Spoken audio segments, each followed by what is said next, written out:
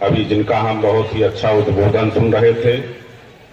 ऐसे हमारी जिला संयोजन अधिकारी सुश्री नीता गुप्ता जी हमारे इस कार्यक्रम की अध्यक्षता कर रहे, MLK PG कॉलेज के प्राचार्य डॉक्टर JP पांडे जी, हमारे इस कार्यक्रम में मौजूद डॉक्टर राजीव रंजन जी, मुख्य नियंता प्रोफेसर राघवेंद्र सिंह जी, डॉक्टर बसंत कुमार जी, सहायक जिला संयोजन अधिकारी गुलाब राम जी, इस कार्यक्रम का संचालन कर रहे आदरणीय देवेंद्र चौहान जी और हमारे सामने बैठे हुए हमारे महाविद्यालय के सभी गुरुजन, विभिन्न विभागों से आए हुए सभी अपने अधिकारी कर्मचारीगण, बेटी के रूप में मौजूद अपनी सभी छात्राएं, छोटे भाई और बेटों के रूप में मौजूद सभी अपने छात्र और विभिन्न कंपनियों से आए हुए उनके प्रतिनिधि, NCC के हमारे अधिकारीगण, बैंकों से आए हुए उनके प्रतिनिधि और अन्य जिला उद्योग केंद्र और अन्य विभागों से आए हुए सभी अपने प्रतिनिधियों का मैं इस अवसर पर बहुत बहुत स्वागत, अभिनंदन और वंदन करता हूं। अभी मैडम ने ये कहा कि रोजगार बहुत आवश्यक है। निश्चित तौर पर आज की सबसे बड़ी समस्या पूरे देश की बेरोजगारी की है और जिसको समय समय पर उत्तर प्रदेश की सरकार, केंद्र की सरकार आज के इस आधुनिकीकरण दुनिया में हमारी सरकार ने लगातार रोजगार दिलाने के क्षेत्र में अनोख महत्वपूर्ण कदम उठाने का काम किया है। जो छात्र विद्यालय में अध्ययनरत हैं, ऐसे मेधावी छात्रों को उत्तर प्रदेश की सरकार ने स्मार्टफोन और टैबलेट देकर उनको ज्ञान का अर्जन करने का एक बहुत बड़ा मौका दिया, सफलता के रूप में बदलने का काम करती है। आज के इस कार्यक्रम के माध्यम से मैं जिला संयोजन अधिकारी और उनकी पूरी टीम से ये जरूर निवेदन करूंगा कि आज ये पहली बार महाविद्यालय में बृहद रोजगार मेले का आयोजन हो रहा है। कम से कम साल में 2-3 बार इस कार्यक्रम का आयोजन हो तो निश्चित तौर पर हमारे बलरामपुर के जो छात्र नौजवान हैं उनको रोजगार की दिशा में एक नया रास्ता मिलेगा। और जहां तक सवाल विभिन्न कंपनियों का है, कुछ ना कुछ मतभेद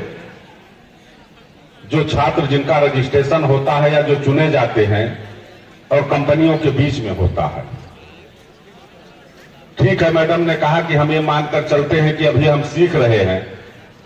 लेकिन अगर सीखने का मौका वो कंपनी बलरामपुर के लड़के को हैदराबाद में देती है तो बड़ा अव्यवहारिक हो जाता है। हमको ये देखना चाहिए कि कम संसाधन में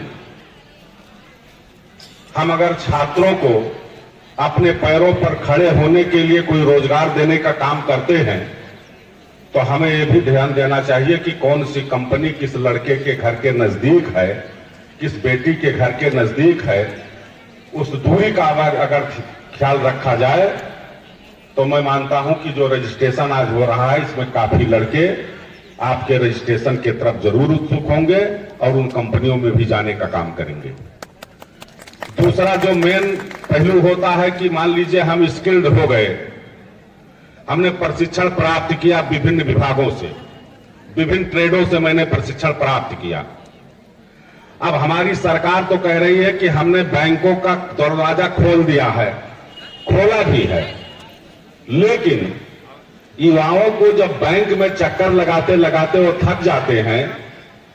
तो अंतिम में वो आकर के फिर अपने उसी खेती किसानी में पढ़ा लिखा लड़का जब लग जाता है और जब हम लोग चुनाव में घर जाते हैं, कहते हैं कि बेटा आपसे तो मुलाकात MLK में हुई थी, तो कह रहे हैं भैया अभी तक जो कोई रोजगार ही नहीं मिला तो क्या करें। कहने का मतलब कि बैंकों को भी सकारात्मक दिशा में जो सरकार का मापदंड है उस हिसाब से उनको ब्याज रहित ऋण कुछ ब्याज पर समय सीमा के अंदर चाहिए कि उस लड़के का हौसला पस्त हो कि हमने 6 महीने, साल भर, 2 साल ITI किया, पॉलिटेक्निक किया, रोजगार मेले में गए और उसके बावजूद भी हमको कोई रोजगार नहीं मिला। जब हर व्यक्ति अपने अपने स्थान पर इस समस्या को सोचने के लिए और इस समस्या का समाधान करने के लिए जब वो स्वयं सोचेगा कि बैंक भी समय सीमा के अंतर्गत बच्चों को लोन दे, ITI, पॉलिटेक्निक, विभिन्न ट्रेडों से प्रशिक्षण प्राप्त करने वाले उनको अच्छा प्रशिक्षण दे, विभिन्न कंपनियां एक सहानुभूत तरीके से, व्यवहारिक रूप से हमें रोजगार देने का काम करे, तो निश्चित तौर पर देश के यशस्वी प्रधानमंत्री माननीय नरेंद्र मोदी जी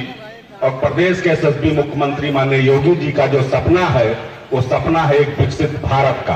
और वो विकसित भारत जब तक युवा अपने पैरों पर खड़ा नहीं होता है, तब तक मैं मानता हूं कि वो पूरा नहीं हो सकता है। विभिन्न विभागों से आए हुए और विभिन्न कंपनियों के आए हुए सभी प्रतिनिधियों का, बैंक के प्रतिनिधियों का मैं सबका स्वागत, अभिनंदन, वंदन करता हूं और आशा करता हूं कि यह कार्यक्रम में कम से कम 2-3 बार आयोजित होगा, तब लोगों की इच्छा के इस कार्यक्रम में आने की जागृति होगी। अभी तो ये शुरुआत चल रहा है।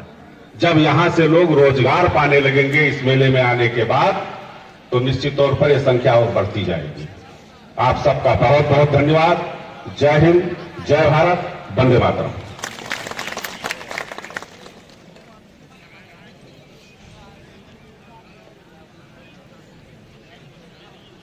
धन्यवाद सर। और अब मैं जिला सेवा योजना अधिकारी सुशीमिता गुप्ता जी से अनुरोध करता हूं कि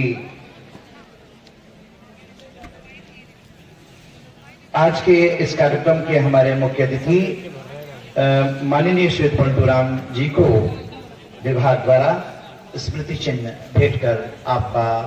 स्वागत और सम्मान करने की कृपा करें।